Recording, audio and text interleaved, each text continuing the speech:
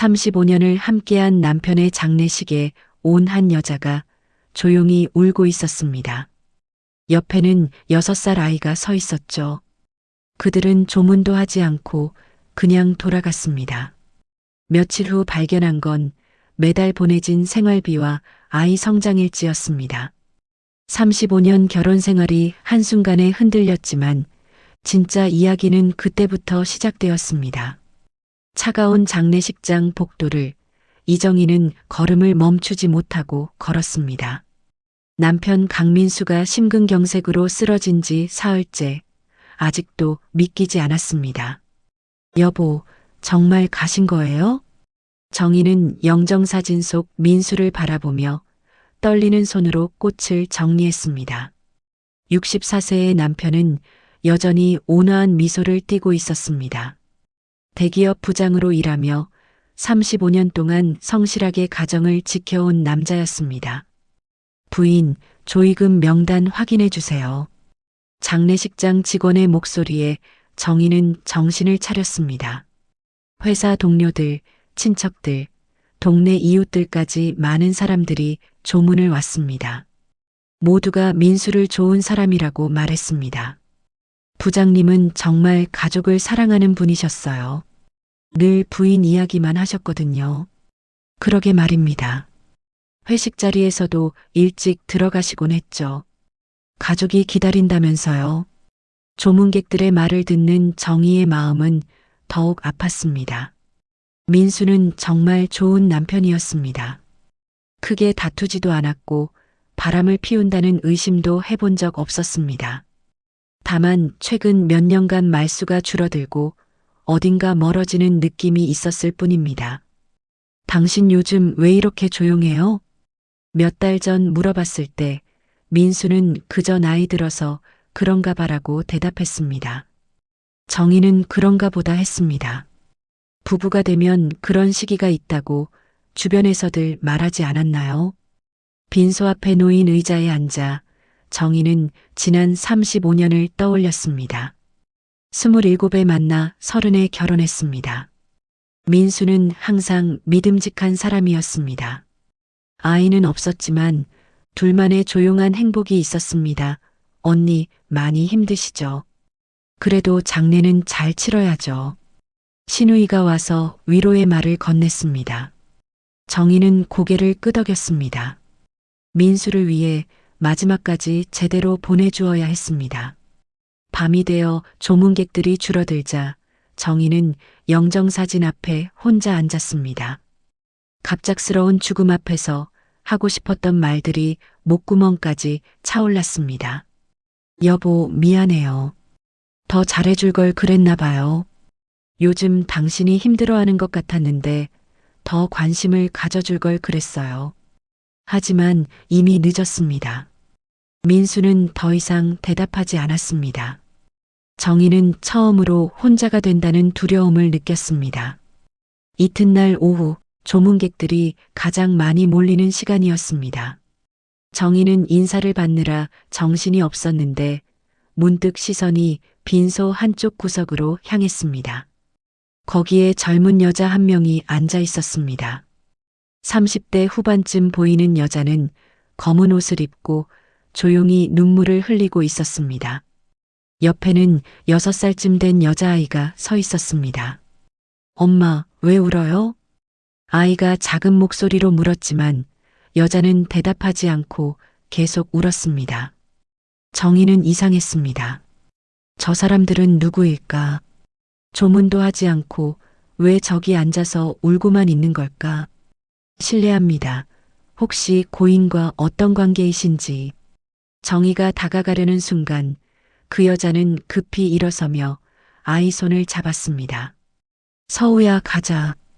할아버지한테 인사 안 해도 돼요? 아이의 말에 정희는 더욱 당황했습니다. 할아버지라고 했나요? 민수를 할아버지라고 불렀다고요? 하지만 여자는 아이를 재촉하며 빠르게 자리를 떴습니다. 저기요, 잠깐. 정희가 부르는 소리도 들리지 않는 듯 두 사람은 장례식장을 나갔습니다. 정희는 알 수 없는 불안감에 휩싸였습니다. 언니 아는 분이세요? 신우이가 물었지만 정희는 고개를 저었습니다. 아니요, 처음 본 사람인데 아이가 민수를 할아버지라고 부르는 것 같았어요. 할아버지요? 이상하네요. 우리 오빠가 아이들과 친한 편도 아니었는데 신우이도 고개를 갸웃했습니다. 정희는 마음 한구석에 무언가 걸리는 느낌을 지울 수 없었습니다. 하지만 장례를 치르느라 바빠서 그 생각을 깊이 하지는 못했습니다. 저녁이 되어 다시 그 여자와 아이가 나타났습니다. 이번에도 같은 자리에 앉아서 조용히 있었습니다. 정희는 용기를 내어 다가갔습니다. 실례합니다만 고인과 어떤 관계이신지 여쭤봐도 될까요? 여자는 깜짝 놀란 표정으로 고개를 들었습니다. 눈이 퉁퉁 부어 있었고 얼굴은 창백했습니다. 죄송합니다. 저희가 여기 있으면 안 되는데. 아니에요. 그런 게 아니라 아이가 민수를 할아버지라고 부른다고 해서. 여자의 얼굴이 더욱 하얗게 변했습니다. 아이는 엄마 뒤로 숨었습니다. 잘못 들으셨을 거예요. 저희는 그냥 아는 분이라서. 여자는 말을 제대로 잇지 못했습니다. 정희는 뭔가 숨기고 있다는 느낌을 받았지만 더 추궁하기는 어려웠습니다. 그렇다면 조문이라도 해주세요.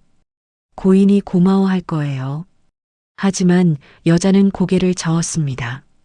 죄송해요. 저희는 그럴 자격이 없어요. 그 말을 남기고 여자는 또다시 아이를 데리고 사라졌습니다. 정희는 그 자리에 서서 한참을 생각했습니다. 자격이 없다는 건 무슨 뜻일까요? 왜 울고 있으면서 조문은 하지 않는 걸까요? 그날 밤 정희는 잠을 이루지 못했습니다. 민수의 죽음도 슬펐지만 그 여자와 아이가 자꾸 생각났습니다. 뭔가 알아야 할 게 있는 것 같았지만 무엇인지 알 수 없어 답답했습니다. 장례를 마치고 일주일이 지났습니다. 정희는 민수의 유품을 정리하기 시작했습니다. 옷장, 책상, 서랍. 35년을 함께 산 흔적들이 곳곳에 남아 있었습니다. 이것들을 어떻게 정리해야 할까? 정희는 민수의 낡은 노트북을 켰습니다. 회사 일로 사용하던 것이었는데 비밀번호는 둘의 결혼 기념일이었습니다. 항상 그랬듯이 민수는 예측 가능한 사람이었습니다. 바탕화면에는 업무 관련 파일들이 정리되어 있었습니다. 정희는 중요한 서류가 있는지 확인하려고 폴더들을 열어보았습니다. 그런데 이상한 폴더 하나가 눈에 띄었습니다. 서진이? 폴더명이 여자 이름이었습니다. 정희는 기억을 더듬어 봤지만 민수 주변에 그런 이름의 사람은 없었습니다. 혹시 회사 동료일까 싶어 폴더를 열었습니다. 그 안에는 메일 계정 정보가 저장되어 있었습니다. 민수가 사용하던 것과는 다른 전혀 모르는 메일 주소였습니다. 정희는 떨리는 손으로 그 계정에 접속했습니다. 이게 뭐지? 메일함 안에는 수십 통의 메일이 있었습니다. 모두 한서진이라는 이름으로 받은 것들이었습니다. 정희는 가장 최근 메일부터 열어보았습니다. 민수 씨, 서우가 어제 유치원에서 상을 받았어요. 그림 그리기 대회에서 1등을 했답니다. 서우가 할아버지께 보여드리고 싶다고 하는데 언제 시간 되시면 연락 주세요. 정희의 손이 떨렸습니다. 서우. 장례식장에서 본 그 아이의 이름이었습니다. 그리고 할아버지라는 호칭. 정희는 계속해서 다른 메일들을 확인했습니다. 이번 달 생활비 감사합니다. 서우 학원비까지 생각해 주셔서 고마워요. 아이가 민수 아저씨를 많이 따르는 것 같아요. 서우가 아파서 병원에 다녀왔어요. 괜찮다고 하니까 걱정 마세요. 다만 약값이 좀 들었는데 매일마다 생활비 요청이나 아이 근황이 담겨 있었습니다. 정희는 인터넷 뱅킹에 접속해서 민수의 계좌 내역을 확인했습니다. 매달 50만 원씩 한서진이라는 이름으로 이체된 기록이 있었습니다. 벌써 6년째였습니다. 여보, 이게 뭐예요? 정희는 의자에 주저앉았습니다. 머릿속이 하얗게 변했습니다. 민수가 다른 여자에게 돈을 보내고 있었다니. 그것도 아이와 관련해서. 더 오래된 메일을 확인해 보니 처음 메일은 7년 전이었습니다. 그때는 임신 소식을 알리는 내용이었습니다. 민수 씨, 저 아이가 생겼어요. 어떻게 해야 할지 모르겠어요. 연락 주세요. 그 후로 출산, 육아, 양육비에 관한 메일들이 계속 이어졌습니다. 정희는 모든 걸 읽고 나서야 상황을 이해할 수 있었습니다. 민수에게는 다른 여자가 있었고 그 사이에 아이도 있었던 것입니다. 35년을 뭘 믿고 살았던 거죠? 정희는 눈물이 나왔습니다. 배신감과 허탈감이 동시에 밀려왔습니다. 민수는 7년 동안 이중 생활을 해왔던 것입니다. 그러면서도 집에서는 평범한 남편으로 지냈습니다. 메일 중에는 서우의 사진들도 첨부되어 있었습니다.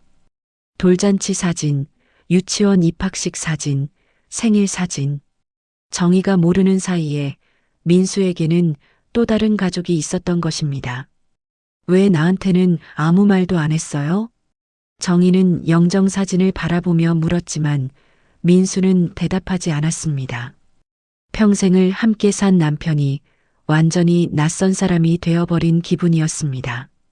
그날 밤 정희는 한서진에게 메일을 보냈습니다.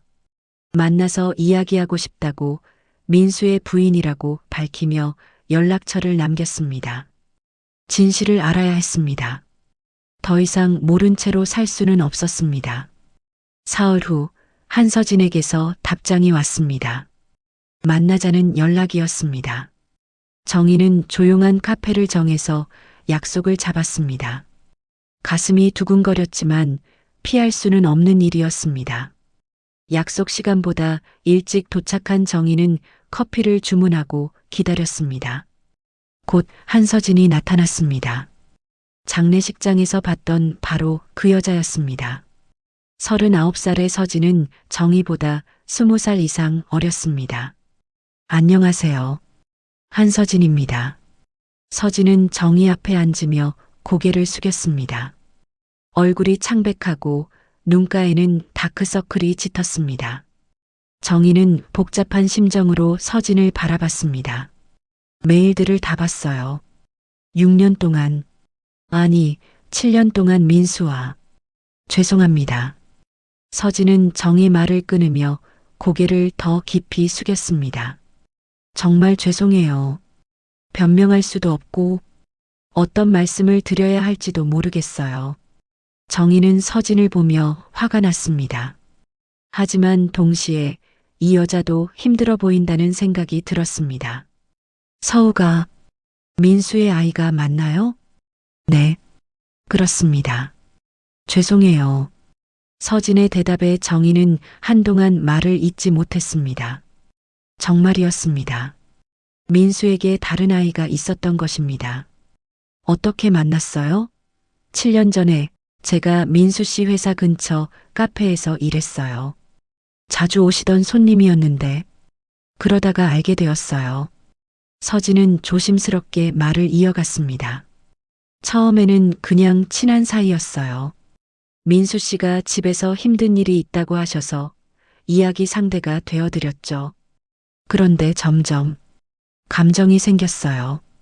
정희는 서진의 말을 들으며 가슴이 아팠습니다. 민수가 집에서 힘든 일이 있다고 했다니. 정희는 그런 줄 전혀 몰랐습니다. 민수 씨가 집이 힘들다고 했나요? 네.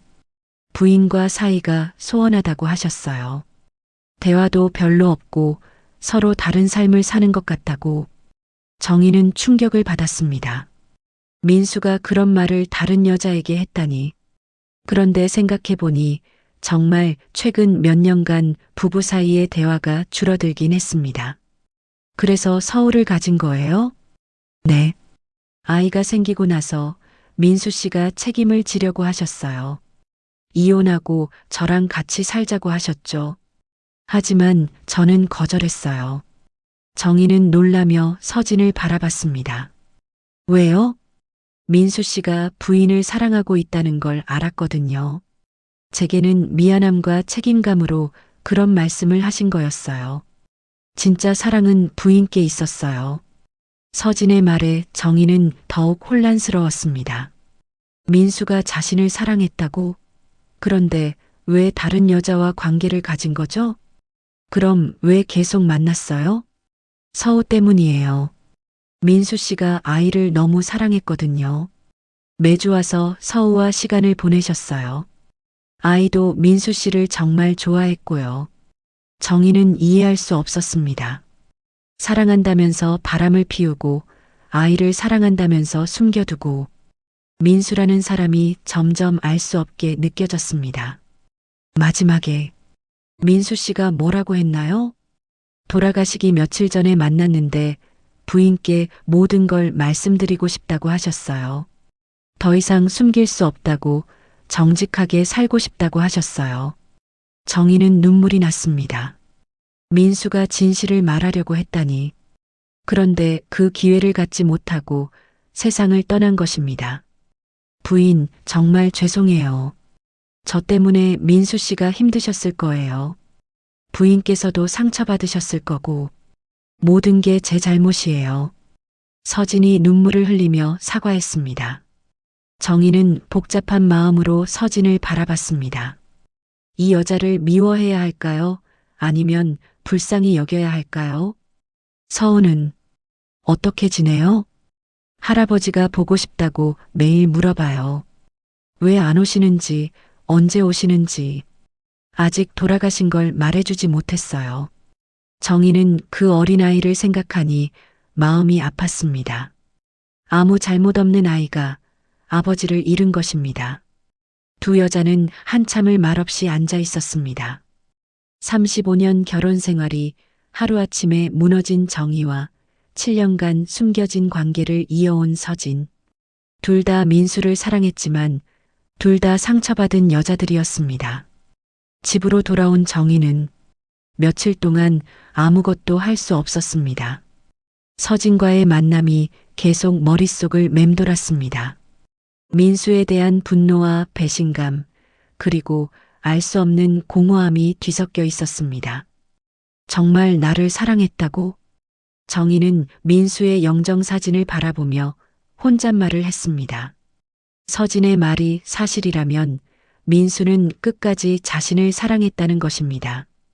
하지만 그렇다면 왜 다른 여자와 관계를 가진 걸까요? 정희는 지난 10년을 차근차근 되돌아보기 시작했습니다. 언제부터 민수가 달라졌는지, 언제부터 둘 사이에 거리가 생겼는지 생각해 봤습니다. 그때부터였나? 10년 전쯤 정희는 동네 부녀회 활동에 열심이었습니다.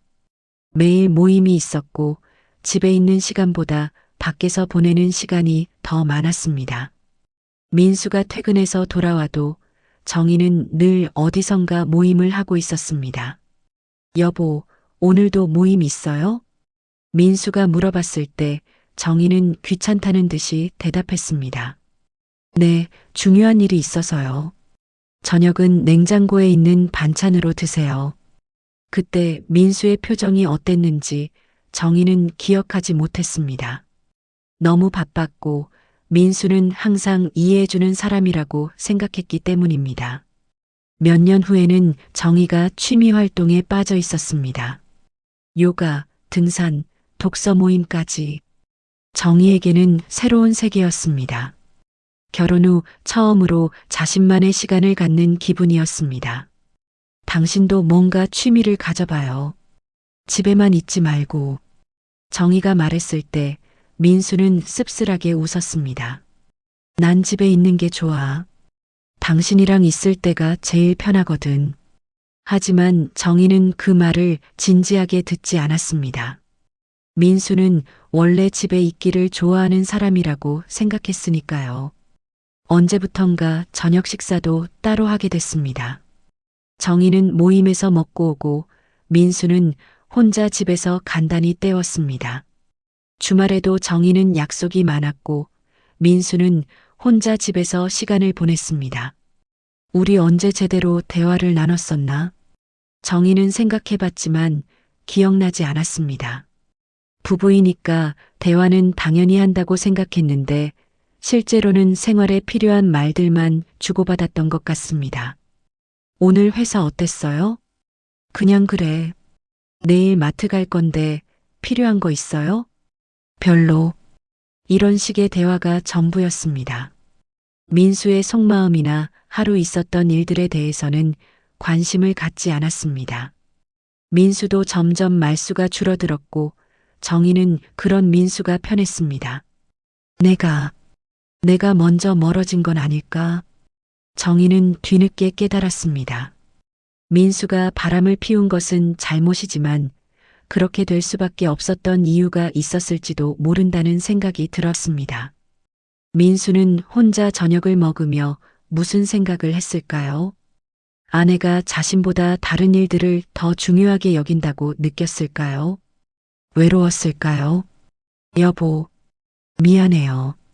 정희는 영정사진 앞에서 고개를 숙였습니다. 민수의 외로움을 몰라줬던 것이 미안했습니다. 좋은 아내가 되려고 노력하지 않았던 것도 미안했습니다. 하지만 동시에 화도 났습니다. 외로웠으면 말을 했어야 하는 것 아닌가요? 다른 여자를 만나기 전에 아내인 자신과 먼저 이야기했어야 하는 것 아닌가요? 왜 말을 안 했어요? 왜 나 혼자 모르게 했어요? 민수는 대답하지 않았습니다. 이제 영원히 들을 수 없는 대답이었습니다. 정희는 그것이 가장 속상했습니다. 화해할 기회도 다시 시작할 기회도 없다는 것이. 그날 밤 정희는 민수의 옷들을 정리했습니다. 하나하나 개켜서 상자에 넣으면서 35년의 기억들을 되짚어 봤습니다. 좋았던 때도 있었고 힘들었던 때도 있었습니다. 하지만 그 모든 것이 이제는 과거가 되어버렸습니다. 이제 나 혼자 살아가야 하는구나. 정희는 처음으로 혼자가 된다는 현실을 받아들였습니다. 민수 없는 삶을 62세에 새로 시작해야 한다는 것을 두렵기도 했지만 한편으로는 이상하게 마음이 가벼워지는 것도 느꼈습니다. 그리고 새로운 결심 일주일 후 정희는 서진에게 연락했습니다. 다시 만나자고 이번에는 서우도 함께 데려오라고 했습니다. 서진은 망설였지만 결국 아이와 함께 나왔습니다. 안녕하세요. 6살 서우는 정희를 보며 인사했습니다. 민수를 닮은 눈매가 선명했습니다. 정희는 마음이 복잡했지만 아이에게 미소를 지어 보였습니다. 안녕, 서우야. 할머니야. 할머니요? 할아버지는 언제 와요? 서우가 물었을 때 서진이 당황하며 아이를 말렸습니다. 서우야, 그런 말하면 안 돼. 하지만 정희는 괜찮다는 듯 손을 흔들었습니다. 할아버지는 하늘나라에 가셨어. 서우를 많이 사랑하셨지만 이제 볼 수 없게 됐어. 서우는 잘 이해하지 못하는 표정이었지만 고개를 끄덕였습니다. 정희는 가방에서 봉투를 꺼냈습니다. 이거 민수가 서우를 위해 모아뒀던 돈이에요. 이제 서우가 가져야 할 것 같아서요. 서진은 깜짝 놀라며 손을 저었습니다. 아니에요. 그럴 수 없어요. 부인께서 가지셔야죠. 아니에요. 이건 서우를 위한 거예요. 민수 씨가 그러고 싶어 했을 거예요. 정희는 봉투를 서진에게 건넸습니다. 그 안에는 통장과 도장이 들어 있었습니다. 민수가 비밀리에 만들어둔 서우 명의의 적금 통장이었습니다. 그리고 이것도요. 정희는 또 다른 봉투를 꺼냈습니다. 그 안에는 민수와 서우가 함께 찍은 사진들이 들어 있었습니다. 민수의 노트북에서 출력한 것들이었습니다. 서우가 커서 아빠를 궁금해하면 이 사진들을 보여주세요. 아빠가 서우를 얼마나 사랑했는지 알 수 있을 거예요. 서진은 눈물을 흘리며 사진들을 받았습니다. 부인, 정말 고마워요. 이렇게까지 해주실 줄 몰랐어요. 나도 처음에는 화가 났어요.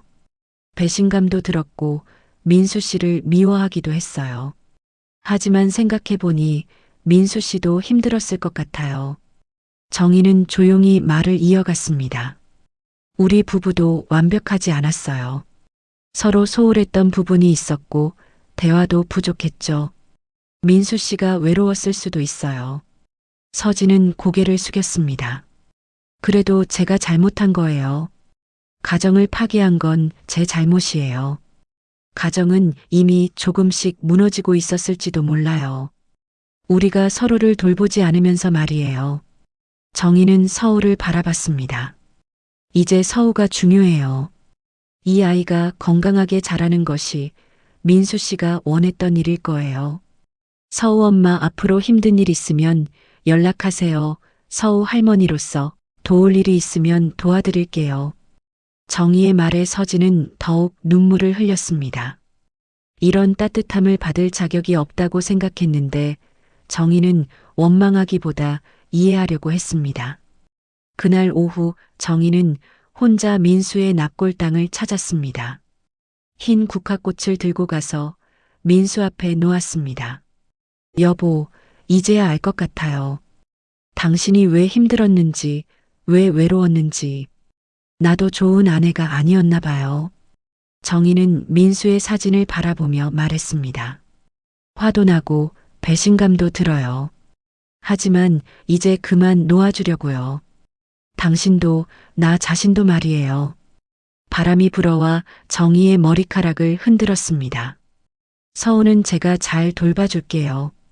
당신이 사랑했던 아이니까 저도 할머니로서 역할을 하고 싶어요. 정희는 한참을 그 자리에 서 있었습니다.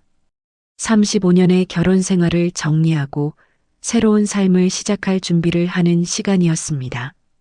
이제 나답게 살아볼게요. 62살이지만 새로 시작해 보려고요.